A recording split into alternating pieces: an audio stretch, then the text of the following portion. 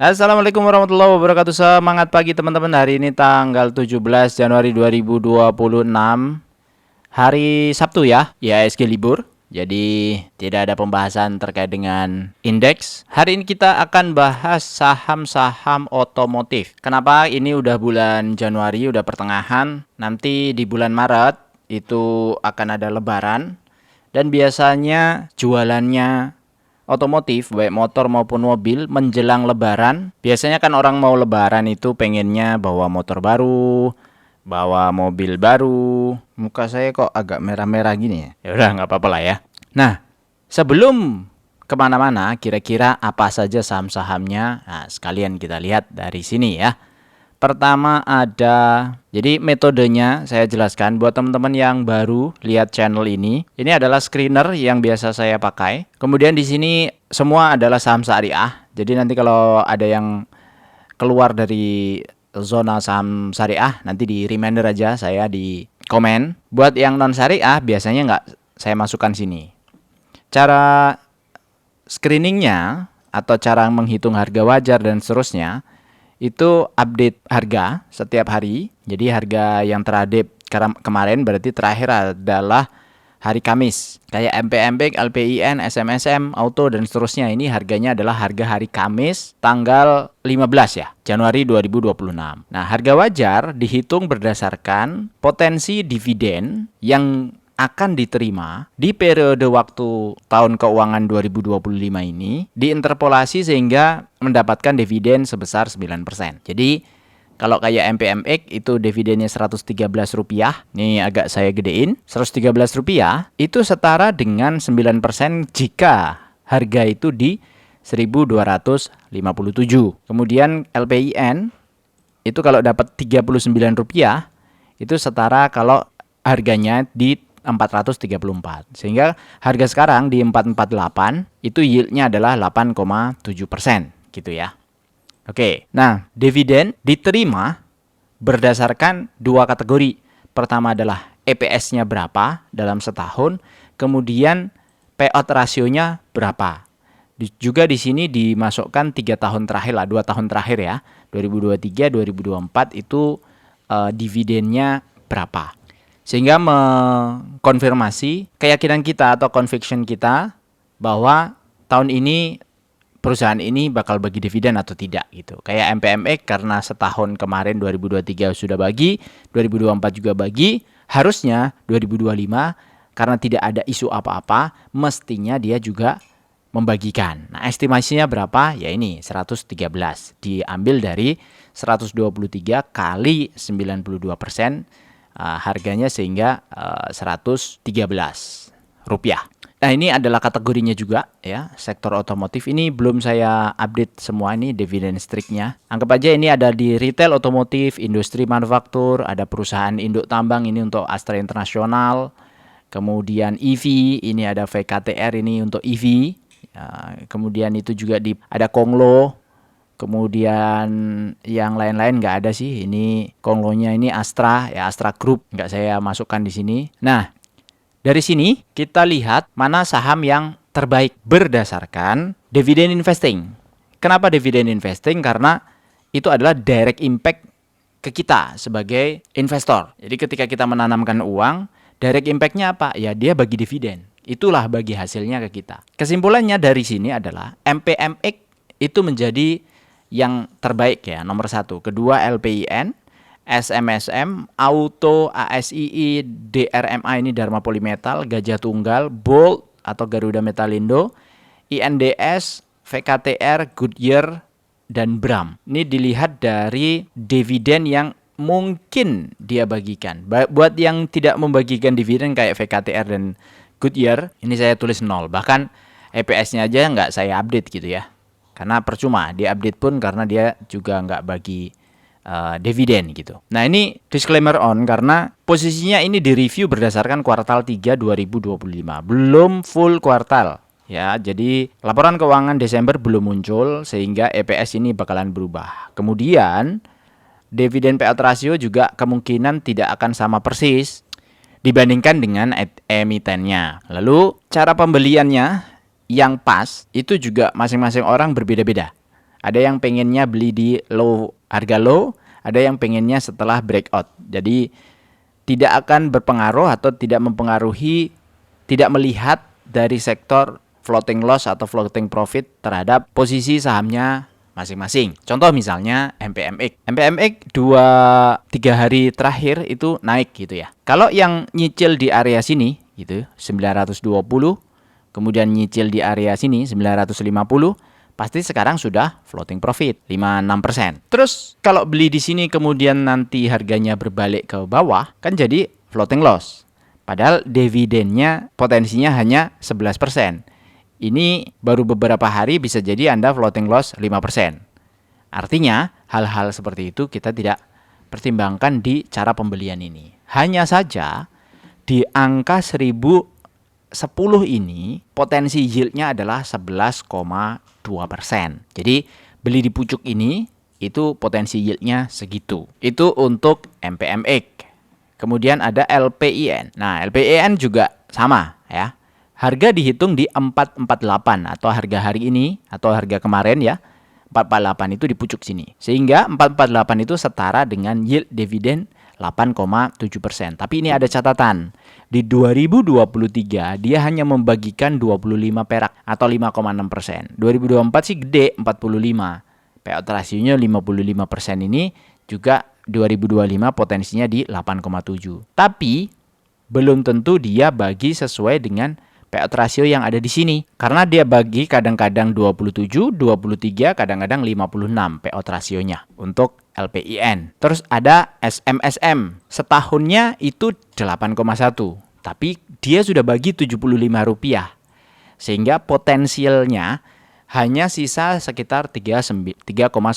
Jadi Anda kalau masuk sekarang di SMSM, itu kalau melihat dividen 1 tahunnya 2025, ya hanya kebagian sebagiannya saja. Tapi sebenarnya dividen itu kan range waktunya bisa dianggap setahun. Artinya gini, kalau sekarang beli, kemudian dapat 2025-nya dapat 69 gitu, kan ada 2026-nya. Jadi karena ini Januari 2026, maka nanti kalau kita jual lagi misalnya di Januari 2027, periode waktu 1 tahun itu mestinya dapat separuh dividen 2025 dan dapat separuh dividen di 2026. Karena dia bagi dividen itu 4 kali setahun.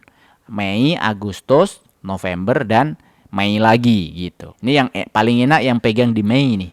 Bisa dapat 2 kali ya. Atau Mei, Juni gitu. Itu untuk SMSM. Ini memang perusahaan yang sangat rajin bagi dividen, dan buat kita-kita yang dividen investing termasuk primadona ya, SMSM.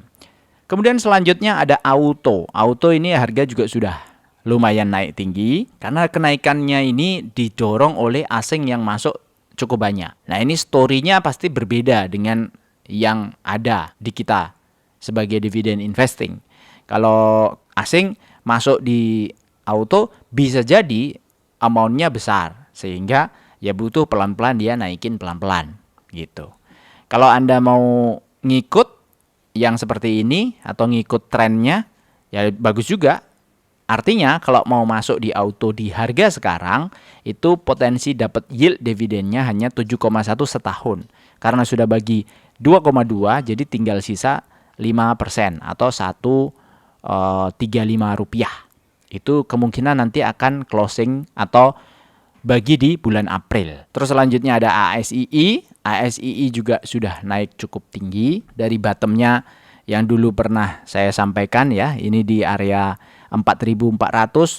Di area sini-sini nih sering saya sebut-sebut ASII itu perusahaan yang secara historis bukan di harganya. Dan sekarang kalau lihat kotaknya ini sebenarnya sudah jebol resist dan trennya masih tren naik ya, tren bullish. Buat yang kecil-kecil kayak kita retail kecil sebenarnya mau masuk di ASI itu plus minus ya. Cuannya bisa jadi butuh waktu yang cukup lama. Apalagi kalau sudah seperti ini kita mesti bijak karena bisa jadi tren turunnya juga panjang. Ini saya hapus dulu ya.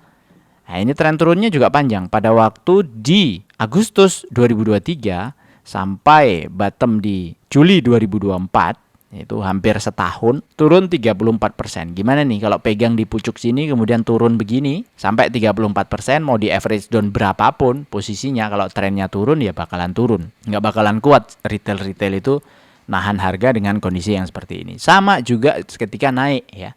Ketika naik juga nggak bakalan kuat nahan harga di ujung. Untuk retail pasti dimakan sama market maker yang sudah punya modal lebih besar. Nah, kondisinya memang ASII itu kalau dilihat retailnya juga berkurang, artinya mereka udah pada jualan.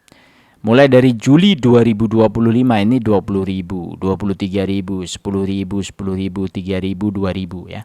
Dari 146.000 menjadi 96.000. Jadi makin kering barangnya di retail. Sebenarnya untuk trend follower hal-hal yang seperti ini itu menarik ya, cukup menarik. Kalau mau garansinya ya dividen. Dividennya 5,5, dia sudah bagi 98, sisanya 4,1. Terus selanjutnya ada DRMA atau Dharma Polymetal, ini di 3,9. Jadi yang di bawah 5%, Anda cukup lihat aja ya, nggak usah saya bahas. Kalau mau lihat di technical segala macamnya, lihat aja langsung chartnya ya. Nah, hal yang seperti ini silakan dianalisis sendiri. Sekali lagi di ini disclaimer on. Nah, setelah kita lihat kondisinya begini, kita bisa simulasikan dengan dividend for living. Jadi sesuai tujuan saya membuat channel ini itu adalah saya seorang profesional yang bekerja, tapi sebagian uang saya masuk di market, di saham. Saya tidak bisa mantengin market karena saat market buka saya bekerja, sehingga cara trading atau investingnya itu sesimpel mungkin. Salah satunya dengan membuat simulasi dividend investing untuk persiapan pensiun dengan passive income. Sebagai contoh, untuk kebutuhan per bulannya 10 juta yang kita inginkan, yield dividen itu sesuai dengan kondisi ini ya, 11,2%. Kita ambil di 11,2%. Nilai investasinya maka harus 1 miliar. Kalau kita belum punya 1 miliar, maka kita harus nabung. Caranya nabung, kalau kita pensiun dari umur 30 sampai umur 55, ada 25 tahun waktu cicilnya, itu nilai investasi harus sekitar 1,9. Apakah kita kehit 1,9 miliar selama 25 tahun nabung dengan kenaikan investasi 20% per 5 tahun? Ya kita simulasikan di sini ya. Tahun pertama 24 dapat dividen, direinvestasikan lagi, tambah 24 lagi ya, di sini 24, tambah lagi tahun ketiga 24, tambah lagi tahun keempat, tahun kelima, tahun keenam investasinya sudah berubah jadi 2,4 juta dan seterusnya sampai tahun ke-25. Tadi targetnya adalah 1,9 M. Ini di tahun ke-25 kalau yieldnya 11,2 tadi itu jadi 3,5 M. Atau dividen yang diterima 393 juta rupiah atau 32 juta per bulan. Jadi ini grafiknya. Yang hijau adalah dividen yang potensi diterima, kemudian yang garis merah adalah targetnya. Nah, biasanya di sesi ini juga sudah berakhir ya review-review saya. Buat teman-teman yang membutuhkan atau pengen dapat updatean saham terbaik mingguan dari screener ini, itu bisa join di channel. Jadi ada yang lebih tinggi nggak dari MPMPIC? Ada. Ada nggak yang lebih tinggi dari LPIN? Ada. Sektor lain ada nggak? Ada.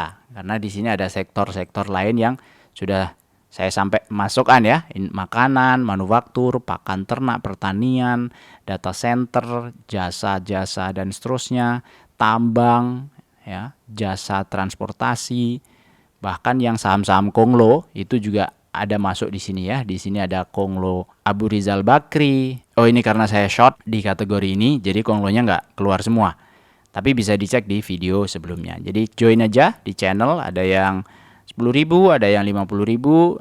Itu di situ dibilang 10.000 tidak dapat video sebenarnya. Nah, tapi saya kasih ya videonya untuk semua member. Jadi bebas mau pilih yang mana, monggo silahkan. Itu aja dari saya. Untuk hari ini, happy cuan, selamat berlibur yang liburan, yang nggak liburan, happy-happy juga di rumah. Semoga bermanfaat, sampai jumpa lagi di video berikutnya. Wassalamualaikum warahmatullahi wabarakatuh.